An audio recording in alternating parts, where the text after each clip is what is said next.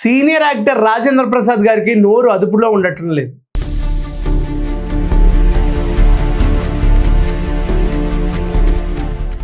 ఏంటి ఇలా అంటున్నాడు అనుకుంటున్నారా? దీని గురించి ఇప్పుడు తెలుసుకుందాం. Welcome to #you. సో మనందరికీ తెలుసు రాజేంద్ర ప్రసాద్ గారు ఈ మధ్య ఆయన మాట్లాడే ప్రతి మాట కాంట్రవర్సీకి గురయ్యి ప్రతి ఒక్కళ్ళ మనోభావాలని దెబ్బతీస్తుంది.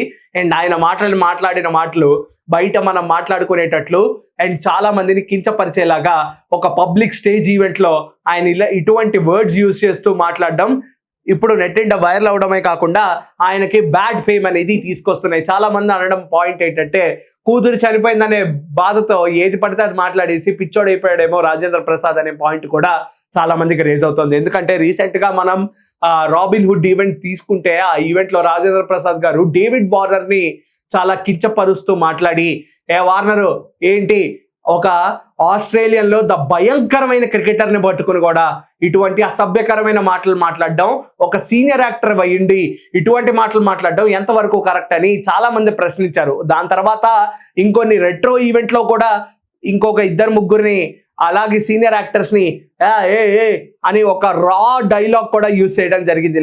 లంకారాలతో ఒక సీనియర్ యాక్టర్ ని కూడా ఈయన క్వశ్చన్ చేస్తూ ఈయన సరదాగా మాట్లాడాడు అనే పబ్లిక్ ఈవెంట్ లో చాలా మంది అనుకోవాలని ఈయన అనుకున్నారు, కానీ అడ్మైర్ చేస్తారేమో అనుకున్నారు, కానీ ప్రతి ఒక్కళ్ళు అలా చేయరు. అండ్ సీనియారిటీకి రెస్పెక్ట్ ఇవ్వాలి, బట్ మీ యొక్క సీనియారిటీ ఇటువంటి దరిద్రమైన పదాలు వాడిన తర్వాత మీ మీద రెస్పెక్ట్ ఎలా ఉంటుందని మీరు అనుకుంటున్నారు అనేది నాకైతే అర్థం కావట్లేదు. సో ఇటీవలే ఇటువంటి నెగిటివిటీని ఫేస్ చేస్తున్న రాజేంద్ర ప్రసాద్ గారు మళ్ళీ ఇంకొక నెగిటివిటీలోకి పడటం అయితే జరిగింది.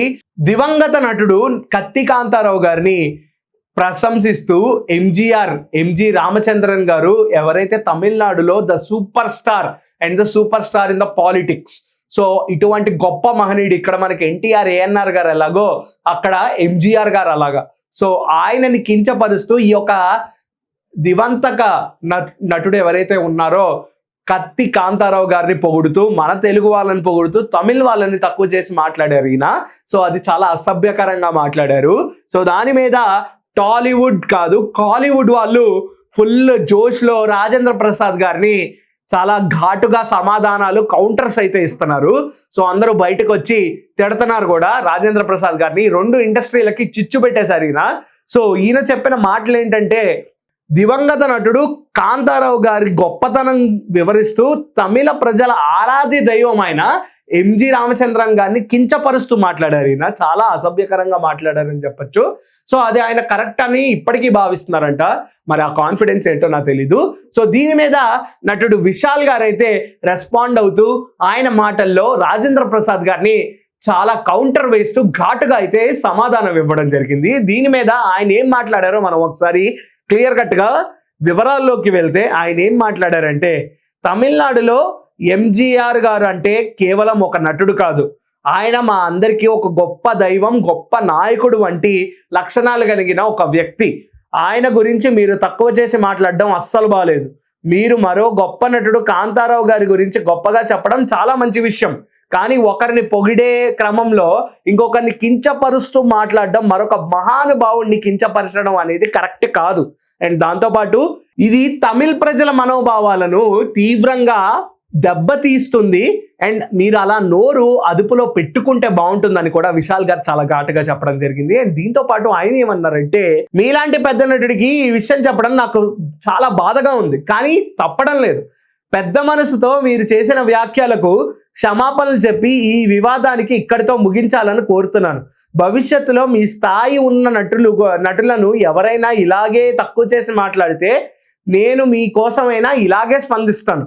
కాబట్టి ప్లీజ్ దీనిపై స్పందించి క్షమాపణ చెప్పండి అని కూడా విశాల్ గారు అయితే అధికారికంగా ఆయన అయితే సమాధానం కౌంటర్గా రాజేంద్ర ప్రసాద్ గారికి అయితే ఇవ్వడం జరిగింది. సో మనం ఇక్కడ క్లియర్ కట్గా అబ్జర్వ్ చేయాల్సింది ఏంటంటే, ఎంజీఆర్ గారు తమిళనాడులో ఒక గొప్ప ఆరాధ్య దైవం.